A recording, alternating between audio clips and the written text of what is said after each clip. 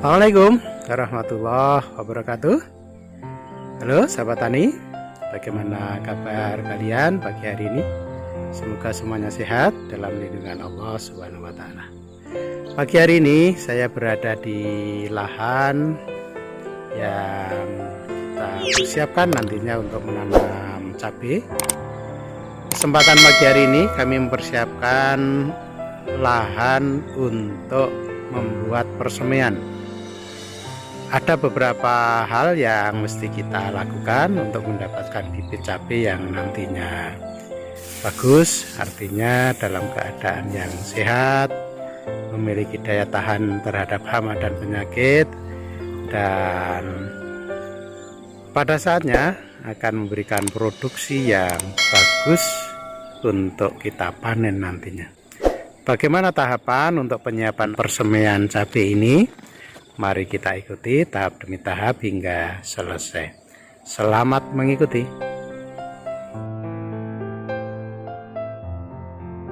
Diawali dengan kita garbu lahannya untuk mendapatkan tanah yang nantinya lebih gembur.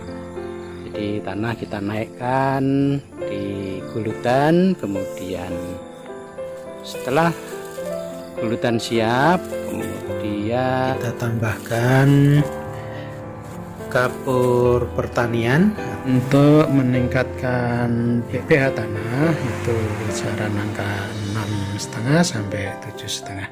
Ini menjadi hal yang penting agar nutrisi atau unsur hara maksimal terserap oleh tanaman. Kemudian kita tambahi organik pupuk yang sudah jadi pupuk kandang, kotoran sapi yang sudah difermentasi yang sudah jadi, kita taburkan di atasnya untuk memberikan tambahan unsur hara, memberikan tambahan gemburnya lahan, dan pada akhirnya nanti pada saat pencabutan bibit nantinya itu akan mendapatkan bibit yang mudah dicabut dan tidak rusak akarnya. Kemudian kita siram dengan mikrobia yang sudah kita siapkan sejak kemarin, yaitu campuran M21 ditambah Tricofirma, kemudian juga ditambah tetes sebagai nutrisi tambahan untuk mengaktifkan M21 atau mikrobianya. Dan setelah didiamkan sehari semalam atau beberapa hari, itu akan memberikan mengaktifkan mikrobia dan juga bertumbuh serta berkembang mikrobianya. Setelah siap, kita siramkan di lokasi sehingga akan memberikan tambahan mikrobia yang ada di lahan persemaian ini, sehingga nantinya akan bermanfaat untuk turut menyuburkan lahan dan memberikan bibit akan lebih sehat, lebih bagus, dan dengan daya tahan yang kuat, sebab tanam cabai ini tanam yang lumayan panjang perjalanannya dan lumayan padat modalnya, sehingga harus dipersiapkan mulai dari persemaian ini, mulai dari bibitnya. Kalau bibitnya bagus, sehat, memiliki daya tahan yang kuat, itu akan memberikan kontribusi untuk suksesnya kita tanam cabai. Sebab dalam jangka waktu yang lumayan panjang dalam kita menanam cabai itu banyak ujian, artinya banyak kendala-kendala di lapangan yang harus dirampungkan, yang semua itu diawali dari persemaian ini. Sehingga kalau penyiapan bibitnya bagus, memiliki daya tahan yang bagus, ini sudah awalan yang baik. Selanjutnya digemburkan. Jadi tanah yang bongkahan-bongkahan tadi kita gemburkan, kita cangkul, kita belah agar menjadi bongkahan yang kecil-kecil dan lembut. Dan pada saatnya ini akan siap untuk disemai, pilih cabai yang sudah kita siapkan. Kemudian untuk ini juga pengalaman bagi para petani sekalian.